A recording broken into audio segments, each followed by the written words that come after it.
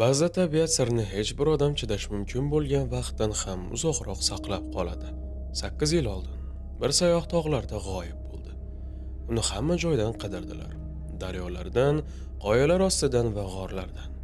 Lekin hech kim eski kulbaning burchagida turgan va ichiga kirgan har bir kishiga shisha ko'zlar bilan qarayotgan narsaning ichiga qarashga o'ylab ham ko'rishmadi. Bu voqea oddiy bir ayiq mo'ynasining qanday qilib dahshatli sirni yashirgani va tasodifiy qanday qilib deyarli mukammal bo'lgan jinoyatni ochib bergani haqida. Agar sizga bunday ochilmagan ishlar va kutilmagan kashfiyotlar haqidagi hikoyalar qiziq bo'lsa, izoh qoldiring. O'tmishning qaysi sirli voqealari sizni ko'proq hayratda qoldiradi? Wyoming shtatidagi 2004-yilning yozi issiq va quruq bo'ldi. Bridger-Teton milliy bog'ining o'rmonlari yuzlab kilometrlarga tarqalgan. Yovvoyi tabiat, u yerda mobil aloqa ishlamaydi va eng yaqin shahar bir necha soat yo'l narida joylashgan. Aynan shu joyga o'sha yilning 28-iyunida Seattledan kelgan yosh o'qituvchi Tim Hendricks keldi. Tim 28 yoshda edi. U o'rta maktabda biologiya o'qituvchisi bo'lib ishlar va tabiatni yaxshi ko'rardi. Har yoz u shahar shovqinidan dam olish va yolg'iz bo'lish uchun yakkaxon sayohatlarga chiqardi. Do'stlari Timning ehtiyotkorlik va tajribali sayoh ekanligini aytishgan. U har doim oziq-ovqat, suv, sun'iy yo'ldosh bilan ishlaydigan telefoni va joyning batafsil xaritalarini olib yurgan. Safar oldidan Tim ota-onasiga o'z marshrutini aytib berdi. U taxminan 50 kilometr uzunlikdagi tog' yo'lagidan o'tish va 20-asr xaritalarida topilgan eski ovch kulbasida tunashni rejalashtirgan edi. Kulba tog'ning janubiy yonbag'rida, sayyohlar kam tashrif buyuradigan joyda joylashgan edi. Tim bunday tashlandiq joylarni yaxshi ko'rardi. Ular unga sarguzasht va yolg'izlik hissini berardi. 29-iyun kuni sayohatning ikkinchi kunida Tim sun'iy yo'ldosh telefoni orqali aloqaga chiqdi. U onasiga qo'ng'iroq qilib, hammasi yaxshi, ob-havo ajoyib ekanligini aytdi. U kulbaga deyarli yetib kelgan edi. Uning ovozi tinch va quvonchli edi. U bu yerda tunab, ertasi kuni qaytish yo'lini boshlashni rejalashtirayotganini aytdi. Bu Tim Hendricksning oxirgi eshitilgan ovozi edi. 5-iyulda Tim belgilangan muddatda uyiga qaytmaganda, uning ota-onasi tashvishlanishni boshladilar. Ular Sableti okrugi politsiyasiga qo'ng'iroq qilib, o'g'lining yo'qolganligi haqida xabar berishdi. Rasmiylar darhol qidiruv operatsiyasini uyushtirdilar. Tog'larga qutqaruvchilar, ko'ngillilar, maxsus o'qitilgan itlar jo'natildi. Qidiruv ishlari 2 hafta davom etdi. Guruhlar yo'laklarni tekshirdi. Har bir jar, har bir g'orni ko'zdan kechirishdi. Tog'larda ob-havo o'zgaruvchan edi. Ba'zan yomg'ir yog'ar, ba'zan quyosh charaqlardi. Bu ishni murakkablashtirardi. Itlar bir necha marta izlarni yo'qotishdi, chunki yomg'ir hidini yuvib tashlardi. Qutqaruvchilar Tim oxirgi qo'ng'iroqda eslatib o'tgan eski och kulbasini topishdi. Kulba yomon holatda edi. Tom qisman qulab tushgan. Derazalar singan, eshik bitta ilgakda osilib qolgan edi. Ichida namlik va mog'orboz hidi bor edi. Pol qalin chang va to'kilgan barglar qatlami bilan qoplangan. Burchakda eski yog'och stol, bir nechta singan stullar va balandligi deyarli 2 metr bo'lgan ayiq mo'ynasi turardi. Ayiq orqa oyoqlarida tik turardi. Oldingi oyoqlari tahdidli holatda ko'tarilgan. Og'zi ochiq, sariq tishlari ko'rinardi. Qutqaruvchilar kulbani diqqat bilan ko'zdan kechirdilar. Timning u yerda bo'lganini hech qanday belgisi yo'q edi. Uning ryukzaklari, uyqu xaltasi, shaxsiy narsalari yo'q edi. Zamindagi chang tekis qatlamda izlarsiz yotardi.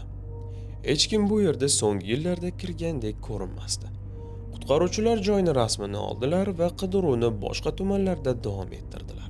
Ular Tim borishi mumkin bo'lgan barcha marshrutlarni tekshirishdi. Tog' daryolari qirg'oqlarini tekshirdilar. U suvga tushib cho'kib ketgan bo'lishi mumkin deb o'ylashdi. U qulab tushib jarohat olgan bo'lishi mumkin deb qoyaliklarni tekshirdilar. Ammo jasadi topilmadi. Hech qanday iz, kiyim parchalari, shaxsiy narsalar, hech narsa yo'q edi. Mahalliy jamoatchilik g'oyib bo'lishdan hayratda qoldi. Yo'qolish joyiga eng yaqin bo'lgan Pinnedale shaharchasining aholisi qidiruvlarda faol ishtirok etdilar. Ular Timning fotosuratlarini yopishtirishdi. Ijtimoiy tarmoqlarda ma'lumot tarqatishdi. Qo'shimcha qidiruv guruhlarini tashkil qilishdi.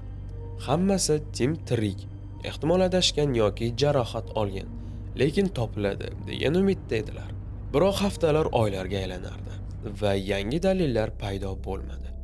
Politsiya turli versiyalarni ko'rib chiqa boshladi.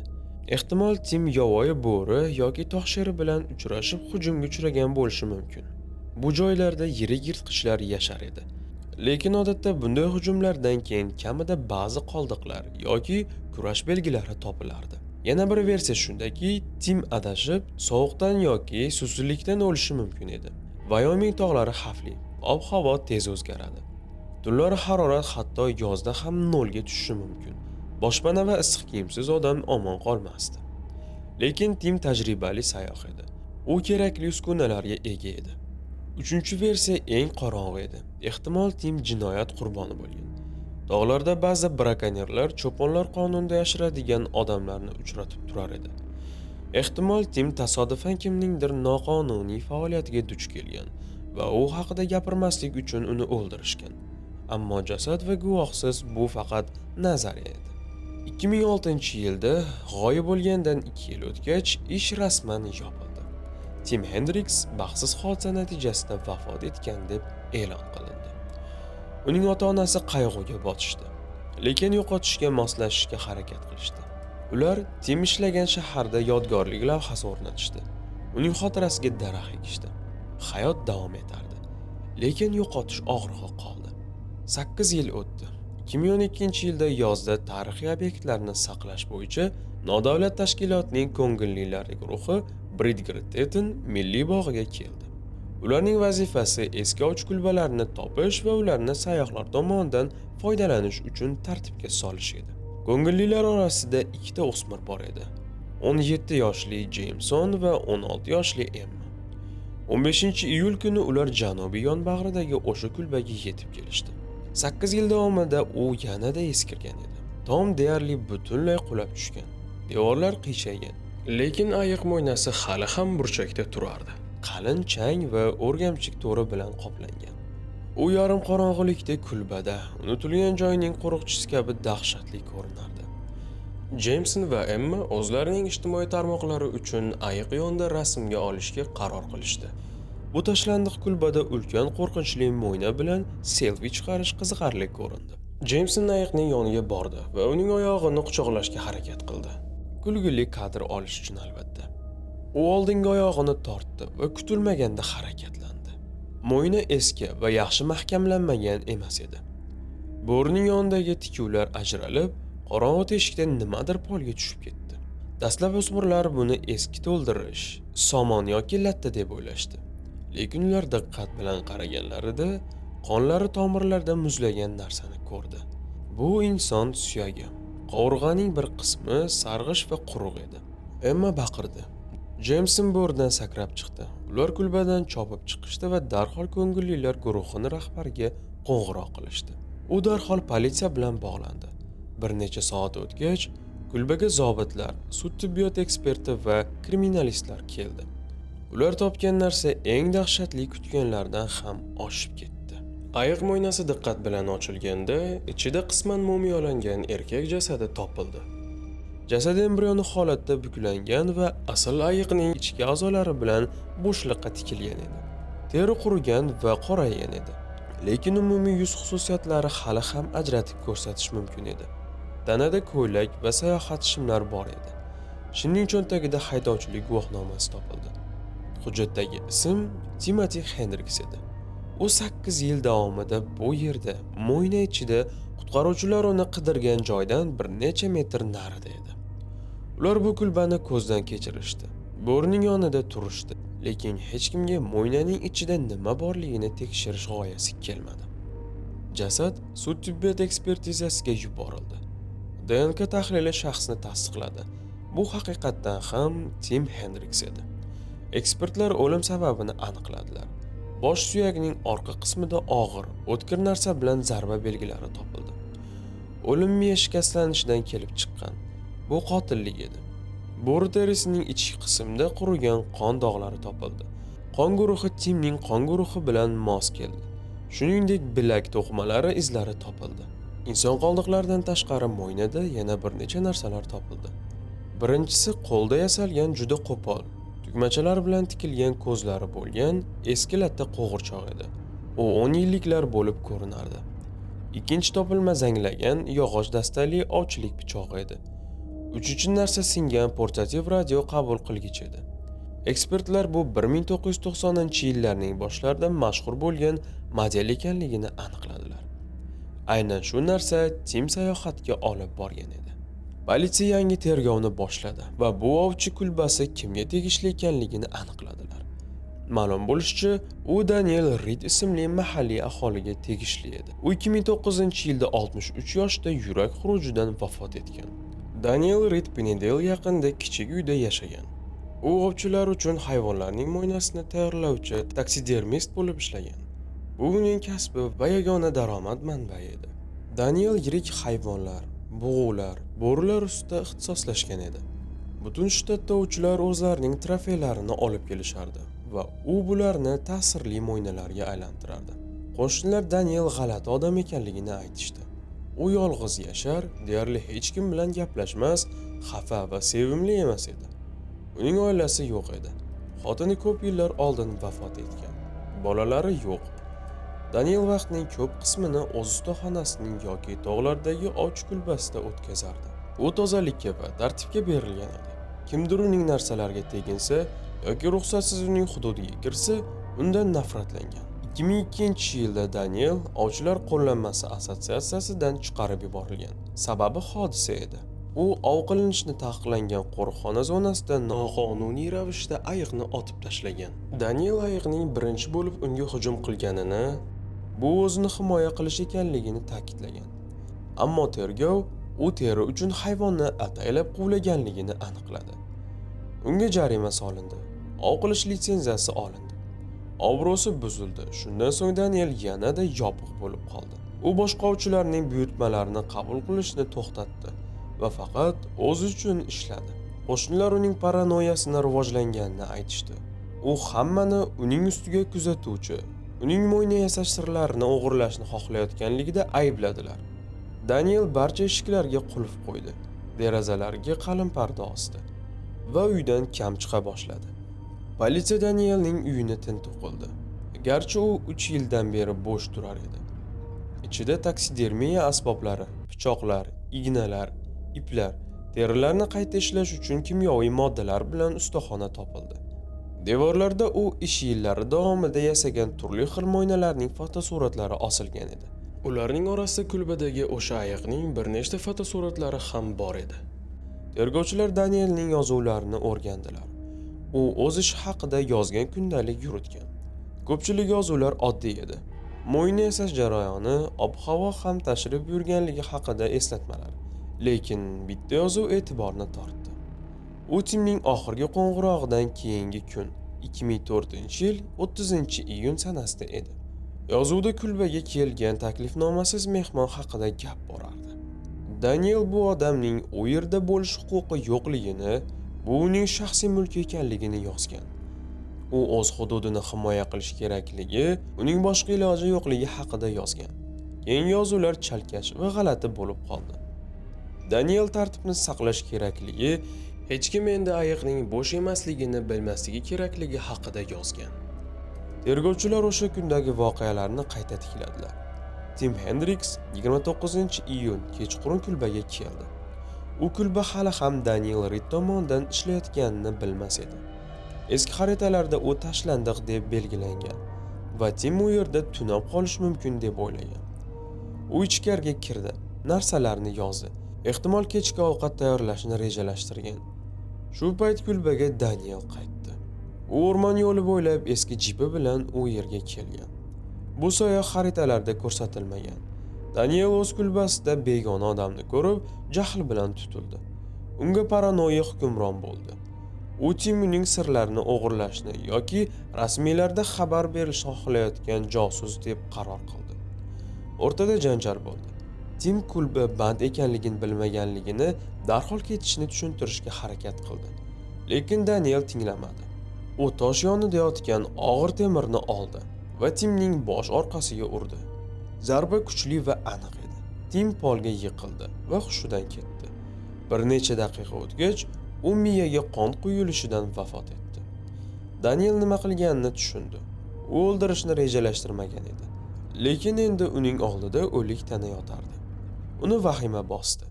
Agar u politsiyaga xabar bersa, uni qotillik uchun qamoqqa tashlashardi. Uning hayoti buziladi. Daniel jinoyatni yashirishga qaror qildi.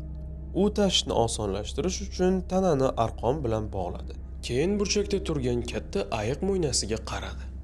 Ushbu mo'ynani u 1980-yillarda qonuniy ov paytida otib tashlagan ayiqdan yasagan edi.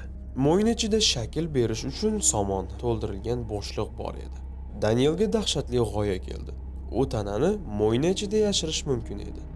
Bu mukammal joy edi. Hech kim hech qachon u yerga qarashni o'ylamaydi. Keyin Timning tanasini egdi, o'radi va ichkariga joylashtirdi. Ish qiyin va jirkanch edi. Lekin Daniel tajribali taksidermist edi va o'lik tanalar bilan ishlashni bilardi. U mo'ynani qayta qalin iplar bilan tikdi. Xurmodan yangi to'ldiruvchi qo'shdi. Keyin polni qondan artdi. Kurashning barcha izlarini, Timning narsalarini, ryukzaklari, uyqu xaltasi, sun'iy yo'ldosh telefonini olib tashladi. Danielni kamida yoqib yubordi yoki o'rmon chuqurligiga ko'mdi. Faqat singan radio qabul qilgich tasodifan mo'yna ichiga tushib qoldi va u yerda sezilmadi. Bir necha kun o'tgach, Timni qidirish boshlanganda qutqaruvchilar kulbaga kelishdi. Daniel o'sha paytda kelib ketgan edi. Qutqaruvchilar joyni ko'zdan kechirdilar, lekin hech narsa topmadilar. Ular tanasi joylashgan ayiqning bir necha qadamida turishdi, lekin hech narsadan g'ayrioddiy deb shubhalanmadilar. Daniel bir hafta o'tgach qaytib keldi va uning sirli xavfsizligiga ishonch hosil qildi. Keyingi bir necha yil Daniel bu yuk bilan yashadi. Qo'shnilar uning yanada asabiylashgani va yopiq bo'lib qolganini payqashdi. U deyarli uyqudan chiqmas, mijozlar bilan ishlashni to'xtatdi. Tungi uxlash uning qiynoqlarini qiynardi. Lekin u hech kimga haqiqatni ayta olmasdi. 2009-yilda uning yuragi doimiy stress va qo'rquvga chidamadi. Daniel Reed uyida yolg'iz vafot etdi. Politsiya ishni vafotdan keyin ochilgan deb yopdi. Daniel Reed Tim Hendriksning qotili sifatida rasman tan olingan. Garchi uning ustida sud jarayoni bo'lishi mumkin emas edi. Daniel Reed initsiallari bo'lgan pichoq u o'z ishida foydalangan qurol edi. Eski latta qo'g'irchoq Daniel bolaligidan saqlab qolgan va har doim o'zi bilan kulbaga olib yuborgan tumor bo'lib chiqdi. Timning ota-onalari nihoyat o'z savollariga javob oldilar. Ular o'g'illariga nima bo'lganini, u so'nggi 8 yilni qayerda o'tkazganini bilib olishdi. Wyoming shtati Timning oilasiga 2004-yilda olib borilgan tergov yetarli darajada puxta olib borilmagani uchun rasman uzr so'radi. Oilaga kompensatsiya to'ladi. Tim Hendriksning jasadi Seatldagi qabristonga, busi va bobosi qabrlari yoniga dafn qilindi. Dafn marosimiga yuzlab odamlar, uning sobiq o'quvchilari, hamkasblari va do'stlari keldi. Hammasi Timning mehribon, ishtiyoqli, tabiatli va bolalarni sevuvchan odam sifatida eslashardi. Qabr toshiga u ajoyib o'qituvchi va mehribon o'g'il ekanligi haqida yozuv bilan oddiy yodgorlik o'rnatildi. Eski ovchi kulbasi buzib tashlandi. Rasmiylar bu joyda ko'p og'riq va qorong'u xotiralar olib keladi deb qaror qilishdi. Kulba joyida Timning ismi va hayot sanalari bilan kichik yodgorlik lavhasi o'rnatildi. Lavha sayyohlarga eng chiroyli joylarda ham xavf bo'lishi mumkinligi va har doim ehtiyot bo'lish kerakligini eslatadi. Ayiq mo'ynasi yo'q qilindi. Uni sud tibbiyot eksperti ishtirokida politsiya bo'limida yoqib yuborishdi. Hech kim bu dahshatli narsaning mavjud bo'lishi va fojiani eslatishni xohlamadi. Gul sayyohlar yo'laklaridan uzoqda, tog'larda tarqalgan. Tim Hendriks hikoyasi AQSh milliy bog'lari tarixida eng shoklanuvchilardan biriga aylandi. Bu odamning yovvoyi tabiati qanday qilib osongina g'oyib bo'lishi va jinoyat qanchalik uzoq vaqt ochilmasligini ko'rsatdi. 8 yil davomida tanasi sayyohlar yurgan yo'ldan bir necha metr narida edi. Lekin hech kim buni bilmasdi. Ish shuningdek milliy bog'lardagi xavfsizlik masalalarini ko'tardi. Ko'plab ovchi kulbalari shaxslariga tegishli va rasmiylar tomonidan muntazam tekshirilmaydi. Bu jinoyat va baxtsiz hodisalar imkoniyatlarini yaratdi. Hendriks ishidan so'ng rasmiylar bunday obyektlarni yanada puxta nazorat qila boshladilar va barcha tashrif buyuruvchilarni ro'yxatdan o'tkazishni talab qilishdi. Jasadni topgan o'smirlar Jameson va Emma shokdan uzoq vaqt tiklana olmadilar. Ular psixologik terapiyadan o'tishlari kerak edi. Lekin ular shuningdek jinoyatni ochishga va Timning oilasiga o'g'lining dafn etish imkoniyatlarini bergani uchun tan olinishdi. Yillar o'tib, ikkalasi ham o'sha kun ularning hayotini o'zgartirgan va dunyoga boshqacha qarashga majbur qilganini aytishdi. Bu voqea bizga adolat jinoyatdan ko'p yillar o'tgach ham kelishi mumkinligini o'rgatdi. Zamonaviy texnologiyalar tasodifiy va tergovchilarning qat'iyati hatto eng puxta yashiringan sirlarni ham ochishi mumkin. Lekin shuningdek, paranoya va izolyatsiya oddiy odamni qotilga aylantirish mumkinligi va bir o'ylanmasdan qilingan harakat ko'plab hayotlarning buzilishi mumkinligini eslatadi. Agar sizga ochilmagan jinoyatlar va kutilmagan kashfiyotlar haqidagi bunday hikoyalar qiziq bo'lsa, kanalga obuna bo'ling va sharhlarda qaysi sirli ishlar haqida ko'proq ma'lumot olishni xohlayotganingizni yozib qoldiring. Siz Qora Papka kanalini tomosha qildingiz. Agar kanalda yangi bo'lsangiz, qo'ng'iroq va obuna tugmasini bosib qo'yishni unutmang. Keyingi sonlarda ko'rishguncha xayr deb